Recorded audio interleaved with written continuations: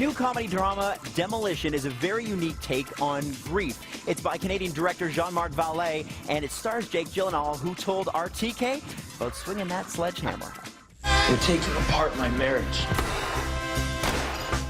There's so much physicality in this movie. For you, tell us about those demolition days. Well, Jean-Marc Vallée designed a piece of a house that we built, and he gave us demolition tools, and he said, just tear it down, I'm gonna film it. How liberating was that to be able to smash stuff?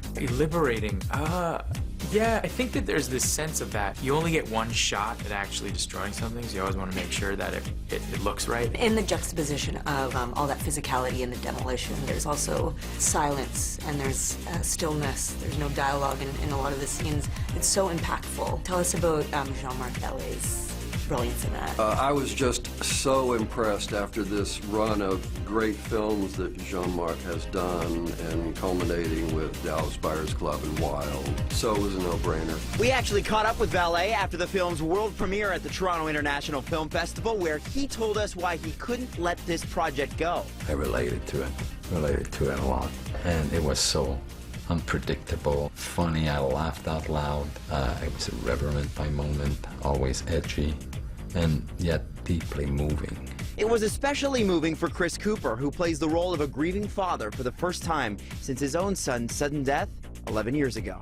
Was that something that was difficult or challenging Yeah. emotionally for you to be a part of? Stuff's right there.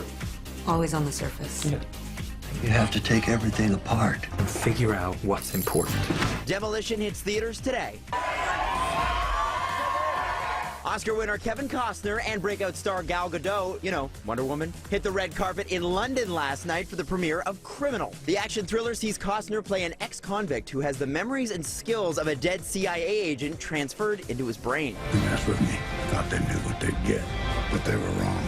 The level of violence and spontaneity, it's not something on paper I think somebody attaches my name to, but I knew I could play this guy. The film co-stars Ryan Reynolds and English acting icon Gary Oldman, who TK caught up with in LA. Mr. Oldman, it is a pleasure to meet you. You reunited with Kevin again.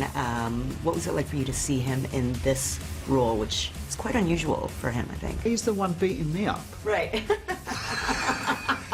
It's fun to see him walking around looking like a madman? Yeah, a tough guy. Stay tuned for TK's chat with Costner coming up next week.